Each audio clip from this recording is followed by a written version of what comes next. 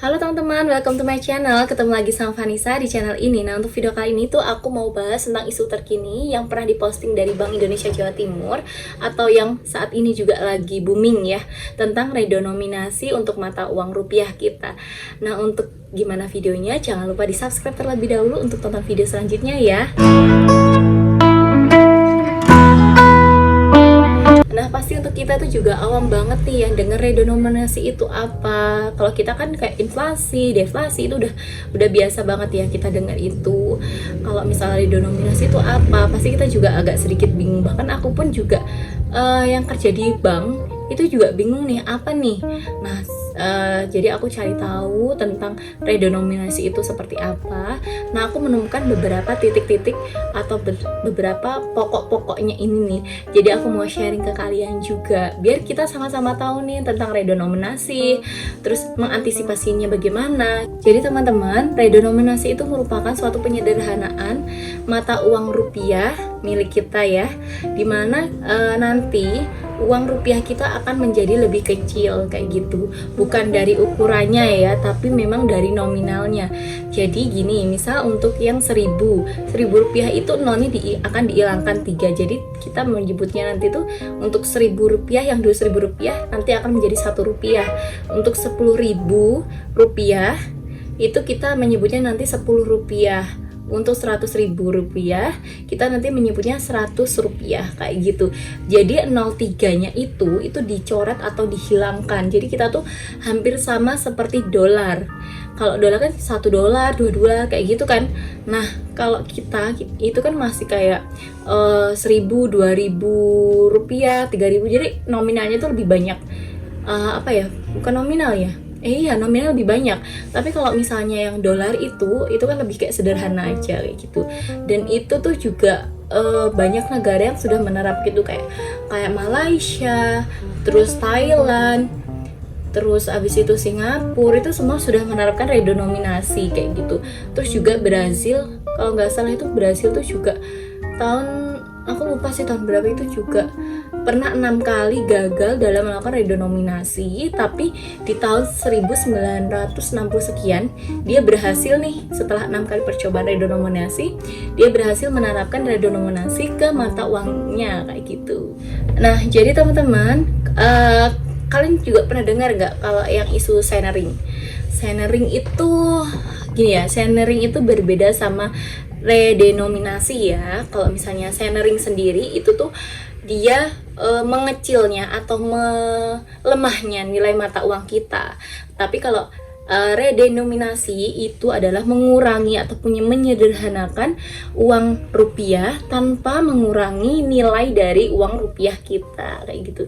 Jadi kalau centering itu adalah melemahnya nilai uang kita. Terus kalau redenominasi itu adalah menyederhanakan uang rupiah kita tanpa mengurangi nilai dari uang rupiah kita. Nah, jadi teman-teman, untuk melakukan redenominasi itu nggak mudah banget ya, karena kan itu juga menyangkut dari kebutuhan ataupun kegiatan dari masyarakat Indonesia terutama. Jadi nggak cuma beberapa pihak aja, tapi seluruh masyarakat yang ada di Indonesia. Nah, jadi BI itu juga melakukan atau merancang tahapan-tahapan redenominasi ini agar masyarakat itu secara menyeluruh tahu nih tentang redenominasi, terus nggak kaget nih sama redenominasi. Dan hal ini tuh juga sudah dilakukan dari tahun 2010, di mana 2010 itu sudah dilakukan riset ataupun studi banding ke negara-negara yang sudah berhasil menjalankan redenominasi kayak gitu teman-teman. Dan untuk planningnya itu tahun 2011 sampai tahun 2012 itu dilakukan sosialisasi. Maksud sosialisasi di sini itu adalah ketika kita ataupun pihak-pihak yang dari perbankan, dari Bank Indonesia itu melakukan edukasi kepada masyarakat nih, kalau uang rupiah kita sekarang yang 100.000 nih udah dirubah menjadi 100 rupiah, terus 10.000 jadi 10 rupiah kayak gitu, dijadikan sosialisasi. Jadi sosialisasinya itu perkiraan itu sekitar 1-2 tahun lah, antara 2011 sampai tahun 2012. Maka dari itu nih tahun 2013 itu sudah ada isu tentang redenominasi mata uang kita. Di tahun 2013 sudah di planning bahwa uang rupiah kita tuh nanti masyarakat pegang dua mata uang rupiah nih. Ada yang sudah diredenominasi dan sama mata uang yang lama. Jadi yang 100.000 rupiah sama 100 rupiah. Jadi kita nanti di tahun 2013 itu memang sudah di planning itu ada dua mata uang ini. Tapi hal ini belum direalisasikan karena memang ada kondisi-kondisi tertentu di mana Bank Indonesia belum merumuskan, pemerintah belum menyetujui untuk adanya redenominasi. Setelah tahapan untuk yang pertama kan studi banding, terus yang kedua itu sosialisasi, yang tiga tentang peredaran nih. Nah yang keempat ini itu adalah penarikan mata uang lama atau yang belum diredenominasi.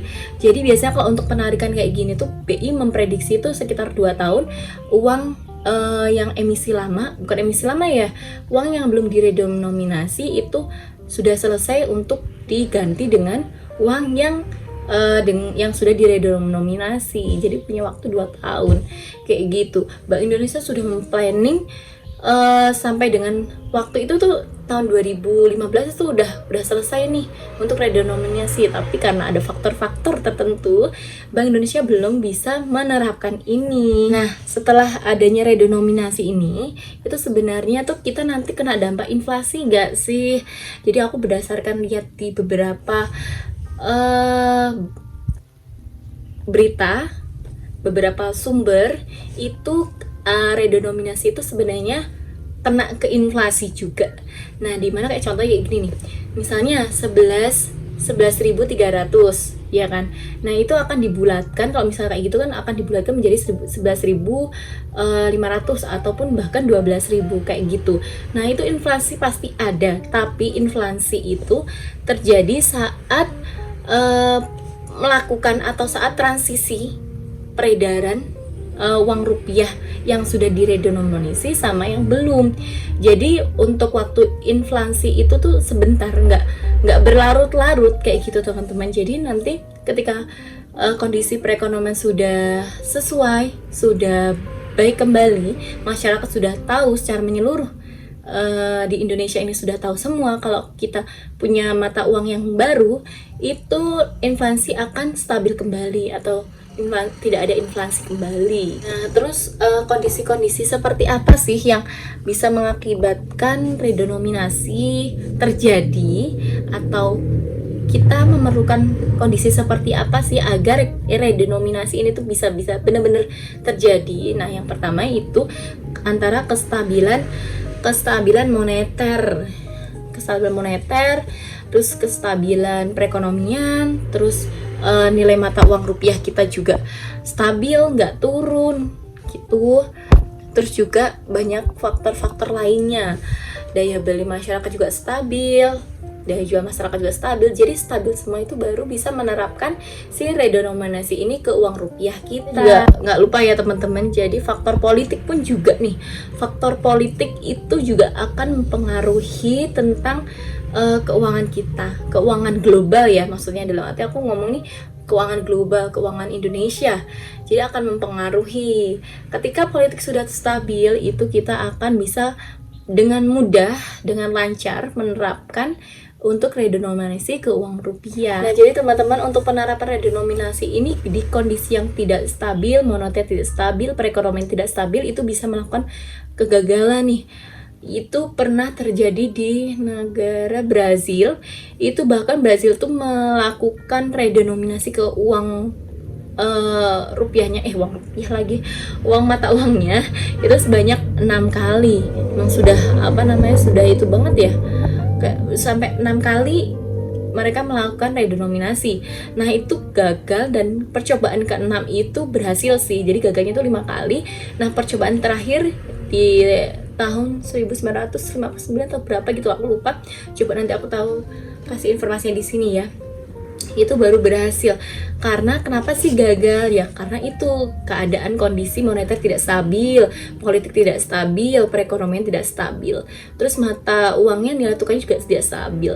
Jadi redenominasi ini tidak bisa diterapkan di kondisi-kondisi seperti itu. Lalu untuk keuntungan kita melakukan redenominasi itu apa sih? Maksudnya kita berdampak nggak sih adanya redenominasi ke perekonomian kita? Jadi gini teman-teman, kayak gini, uang kita nggak langsung melekat ke kita ya, dalam arti kita tuh kalau ngomong masalah kayak gini tuh ngomong secara menyeluruh keuangan global, keuangan Indonesia. Jadi kalau misalnya kita kayak perumpamaan contohnya gini, uang ringgit Malaysia itu untuk $1 US dollar itu sama dengan, kalau di ringgit itu sekitar 4 ringgit Malaysia kayak gitu. Nah, sedangkan kita nih 1 US dollar itu sama dengan 15.000 rupiah sama 4 ringgit itu kan jelas beda. Nah, ketika kita kalau misalnya melakukan redenominasi, ini 1 US dollar jadi 15 rupiah, itu otomatis keuangan kita atau mata uang rupiah kita itu akan lebih berwibawa. Jadi kayak nggak sebanyak itu nih buat dapetin $1. Jadi cuma 15 rupiah kita sudah bisa dapat $1 kayak gitu. Nah, untuk kita sadari nggak sih? Nah teman-teman, jadi kita tuh sadar nggak sih ternyata tuh redenominasi sudah dibantu untuk di akhir-akhir ini gitu. Jadi sebenarnya redenominasi itu sudah dibantu dengan kondisi masyarakat saat ini. Jadi kalian sadar nggak sih kalau misalnya kalian nih ke kafe, nah ke kafe kalian pasti baca menu, dan menunya itu pasti misalnya gini, untuk es cappuccino itu harganya 30.000, padahal kita kan pasti pakai 30.000 ya, kita 30.000. Nah, untuk lebih menyingkatnya itu 30.000 kayak gitu. Jadi itu lebih kayak efisien aja, kita menyebutnya juga lebih mudah aja kayak gitu. Sebenarnya tuh masyarakat tuh sudah mulai berangsur-angsur bertransisi secara sendirinya nih untuk membantu menerapkan redenominasi. Nah, itu aja ya teman-teman, sharing kita kali ini tentang redenominasi yang akan diterapkan di Indonesia ke mata uang rupiah kita. Semoga informasi ini juga bisa bermanfaat untuk kalian. Terima kasih yang sudah menonton video ini. Semoga video ini bisa membantu menambah informasi, menambah knowledge kalian juga, dan kalian bisa sharing nih tentang video ini nih ke teman-teman kalian juga, agar teman-teman kalian itu juga bisa mengetahui informasi seperti ini. Terima kasih sudah menonton video ini. Jangan lupa di subscribe, di like, dan di komen ya. Dan jangan lupa untuk ditonton video Vanessa yang lainnya juga. Kalau misalnya videonya ada yang sesuai nih, aku mau tahu informasi kayak kriya mandiri nih, atau mau tahu tentang informasi buat mutin wajah atau gimana. Dan Vanessa juga udah kasih di playlistnya ya, di playlist di profil Vanessa juga gitu. Terima kasih and see you next time teman-teman.